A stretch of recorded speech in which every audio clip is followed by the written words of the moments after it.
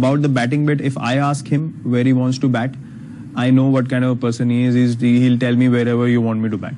I know he is like that, but I would love to see him bat higher up, usually than what he's been playing for the last few years, and totally enjoy his cricket. If MS Dhoni enjoys his cricket and plays the way he has in his initial years, the team is in a very solid space. And his cricket ability, his understanding of the game, understanding of situations is priceless.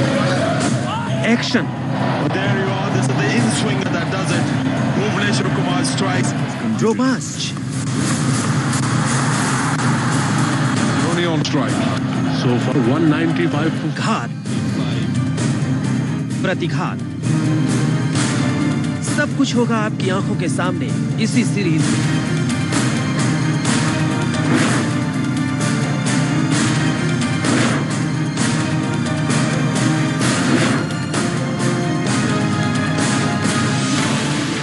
मुश्किल तौर पर तीनों format की कप्तानी मिलने के बाद विराट के लिए पहली ही सीरीज इससे ज्यादा मजेदार नहीं हो सकती थी।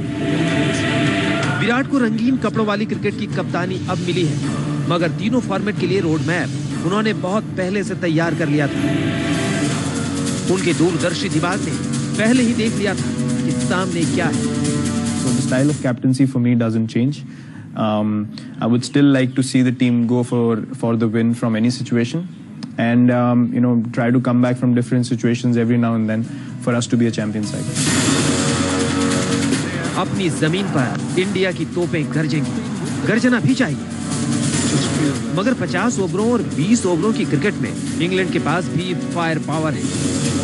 लिहाजा मानकर चलिए ये सीरीज एक तरफा नहीं होगी। वो इसलिए भी क्योंकि वनडे और T20 फ्लैट पिचों पर खेली जाएगी, यानी टीम इंडिया के साथ होम एडवांटेज भले ही रहे, मगर इंग्लैंड के लिए भी घाटे की बात नहीं होने वाली। अपने दम पर स्पिनर्स मैच को लेकर उड़ नहीं सकते। जिसकी बल्लेबाजी जिस दिन ज्यादा प्रतापी होगी, जीत उसे मिलेगी।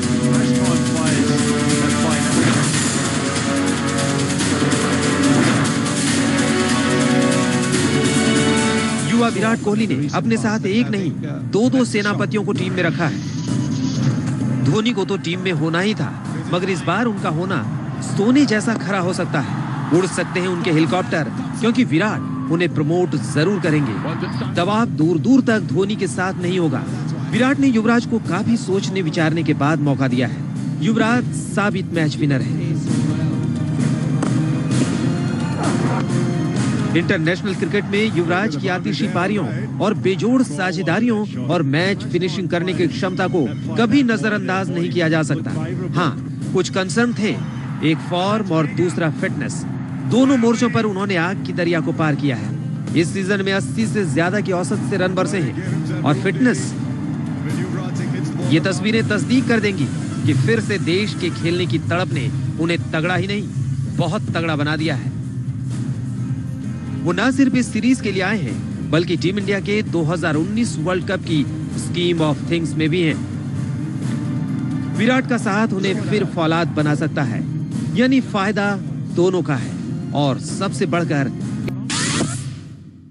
when it was informed to me by the selectors and the BCCI, all the emotions and the feelings of me playing club games as a child, those are the first things that came to mind, because for every child growing up, it's a dream to just play for the country, and then this probably is the biggest day in my life. And I'm very thankful to MS Dhoni as well for giving me this opportunity, for thinking that I am worthy of taking that responsibility forward, and I'm very grateful to his contribution in the whole process as well. And I've learned a lot from him in terms of leadership, in terms of conducting myself, how to take the team together. So it couldn't have been done in a better way, in such a respectful and a humble way by him, and at the same time, me understanding what the situation is like and having that respect and the regard for him. So yes, I've been preparing in my own head. MS has been speaking to me as well about strategies, about how